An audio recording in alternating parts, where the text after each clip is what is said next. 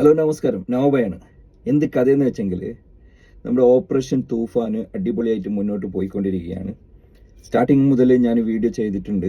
ഇതിന് സപ്പോർട്ട് ചെയ്തിട്ട് ഒരാളും രക്ഷപ്പെടാൻ പാടില്ല, കർശനമായ നടപടി എടുക്കണം. അതെൻ്റെ സഹോദരനായാലും എൻ്റെ ഫാമിലിയിലുള്ള ആളായാലും ആരായെങ്കിലും ആർക്കും സപ്പോർട്ട് ചെയ്യരുത്.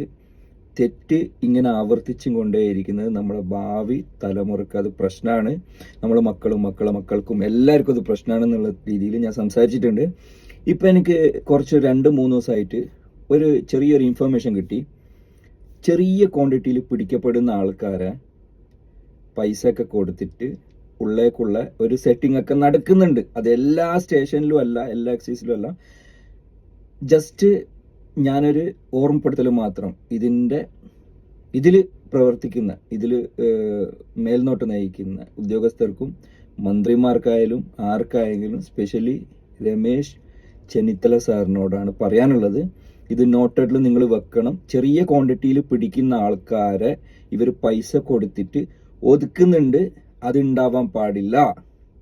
ഓക്കെ, അങ്ങനെ ഉണ്ടായാൽ ഇതിന് വിൽക്കപ്പെടുന്ന ആൾക്കാർ ഇത് സ്റ്റോപ്പ് ചെയ്യില്ല. കാരണം വാങ്ങാൻ ആൾക്കാരുണ്ട്, പിടിച്ചാൽ പൈസ കൊടുത്തിട്ട് വലിയ പൈസ ഉള്ള ആൾക്കാരൊക്കെ ഇതിൽ സെറ്റിൽമെന്റ് നടത്തുന്നുണ്ട്. ഇതുണ്ടാവാൻ പാടില്ല. ഇത് പറയാനുള്ള അധികാരം ഓരോ വ്യക്തിക്കും ഉണ്ട്. കാരണം എന്താണെന്നറിയോ? നിങ്ങളോട് പറയുന്നത് എന്താണെന്നറിയോ? ഞങ്ങളും കൂടി പൈസയാണ് നിങ്ങൾക്ക് സാലറി ആയിട്ട് തരുന്നുള്ളത്. കറക്റ്റ് ജോബ് ചെയ്യണം.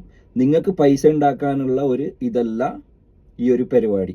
ഓക്കെ, ഇത് ആര് ചെയ്താലും അതിന് കർശനമായ നടപടി എടുത്തിട്ട് അവരെയും കൂടി ഉള്ളിലേക്കാക്കണം. ഒരു തരി പോലും ഒരാളെ കയ്യിൽ നിന്ന് കിട്ടിയിട്ടുണ്ടെങ്കിൽ വെറുതെ വിടാനോ പൈസ വാങ്ങിയിട്ട് ഒഴിവാക്കാനോ നിൽക്കാൻ പാടില്ല. ഉള്ളിൽ കെടുത്തണം.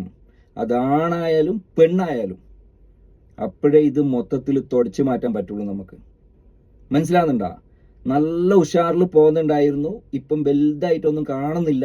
ഇതിൻ്റെ ഒരു ചൂട് കുറഞ്ഞോന്നൊരു ഡൗട്ട് ഉണ്ട്. കുറയാൻ പാടില്ല, ഇത് നിർത്താൻ പാടില്ല. ഇതിങ്ങനെ മൊത്തത്തിൽ പോയിക്കൊണ്ടേയിരിക്കണം ഫുൾ ടൈം. അപ്പോഴേ പേടിയുണ്ടാവുള്ളൂ.